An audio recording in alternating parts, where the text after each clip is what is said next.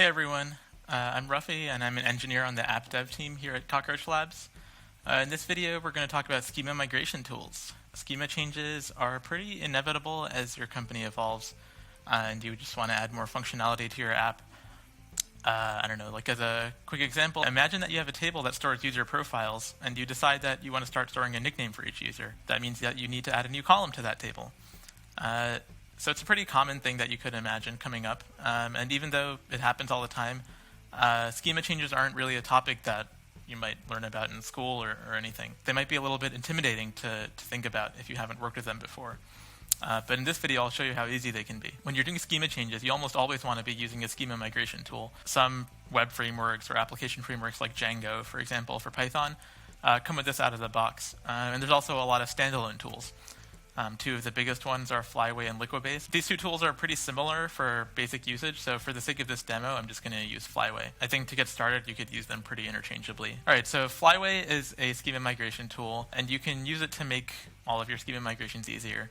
It can manage rollbacks. It lets you reproduce schema changes across different environments. It lets you provide automation so you can run the schema changes automatically without having to remember like the exact commands. I guess one super helpful way to think about it is like version control for your database. Just like you want to keep track of all the different code changes happening in your app, you also want to keep track of all the schema changes in your database. So in this demo, I'm going to use CockroachDB as the database backend, and we'll apply schema changes to it.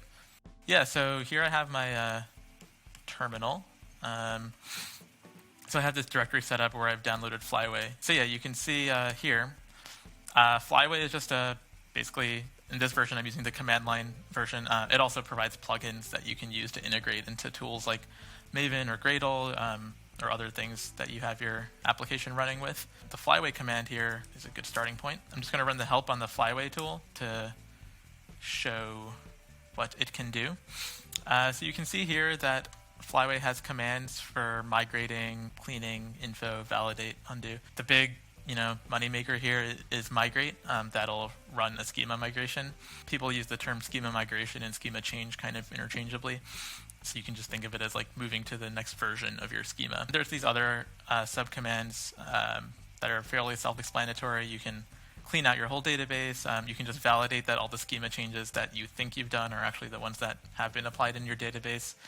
There's some undo functionality, which can roll back schema changes. That's actually like a pro feature though. Yeah, so there's also a bunch of options that you need to use in order to specify which database you're talking to. So just to start off with, I'll show you kind of what I've set up. I have a local CockroachDB instance running on my computer.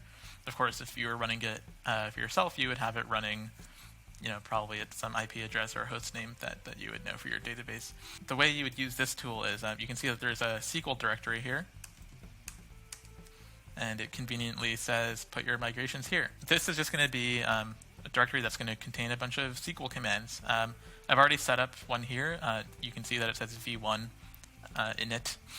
The v1 is actually kind of important because, as you'll see in a second, Flyway will use that version number to determine which order to apply schema changes in. So I'll just show you what I put in there. Nothing fancy. I kind of went back to like the user profile example I had mentioned earlier. So here, yeah, just creating a table. That's it. I mean, in a real application, you'd probably want to store a lot more than this.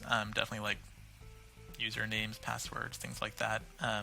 Don't store passwords in plain text, just hash and salt them. But yeah, I'm not going to get into all the details. This is just a basic demo.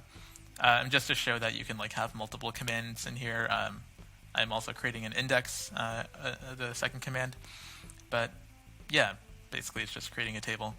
To run it, I have this command in my history. I'll go through all the different options here. Yeah, so Flyway is just a command line tool. CockroachDB actually implements the same wire protocol as Postgres, so that's why here I specified driver equals org.postgresql.driver. And yeah, the URL, like I said, is just going to be running locally. So it's running at localhost. This is the port I'm running on. There's a default database. That's what this is over here. And I've turned off like SSL or encryption for the purpose of this demo. So it says SSL mode equals disable. Yeah, the SQL migration suffix over here, that just tells Flyway, like which files to look for. As I said before, like all of the migrations have to be in the SQL directory, but this tells Flyway to only care about the files that end in the letter SQL. And finally, here's the migrate command. I'm doing this -x flag. You can see here, it's just going to print some debug output. Okay, yeah, so those are the different options in the command, so I'm just going to go through and run it. So the database user is just root. And like I said, I'm running in insecure mode, so there's no password. And it was a success. We can go through some of this output. Again, not too many details, but just to give you an idea of like what's going on. This warning, a little scary, but doesn't matter too much. This version of Flyway, I guess I'm just using an older version that was developed against 19.2, but it'll work fine with 20.1 also. So yeah, the first thing it does is validates that you have a schema migration file. It did that. It creates the schema history table. It's called Flyway schema history.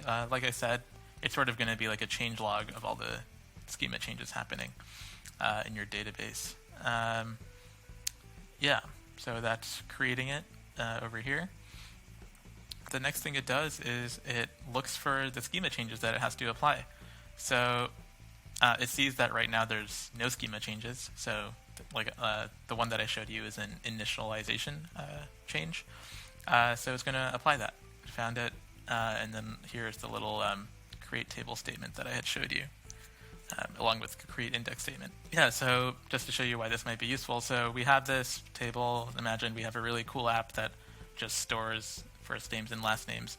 And then at some point, we have a great business idea and realize we should store nicknames also. So yeah, what we can do is just write a new schema change. So I'll call it like add column.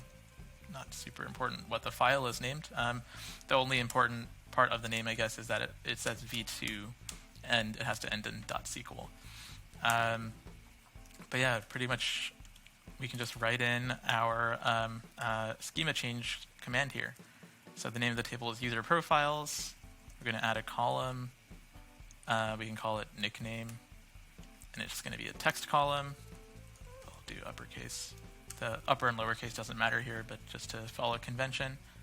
And let's just save that. Cool, so now I'm going to run actually the same exact command that I showed you before. I'm just going to run again, and we'll go through what happens. So again, that's going to be root, no password. Yeah, so that goes through. You'll notice this time it doesn't have to create a history table. And here is where you can see how Flyway is a little bit smart. So it says that the current version of the schema is 1, and it knows that because the first schema change we applied was version 1. And it knows that it has to apply the next one, which is v2. So that's like we had named it add column. So it's adding a column. And here you can see it running the add column command. And just to show you what happens, like if we suppose we just try running it again, this time you'll see that it validates that the 2 migrations have been applied before, but it doesn't have to do anything. So it says no migrations are necessary. Yeah, so that's basically it. This is how you could use Flyway from the command line to run schema changes.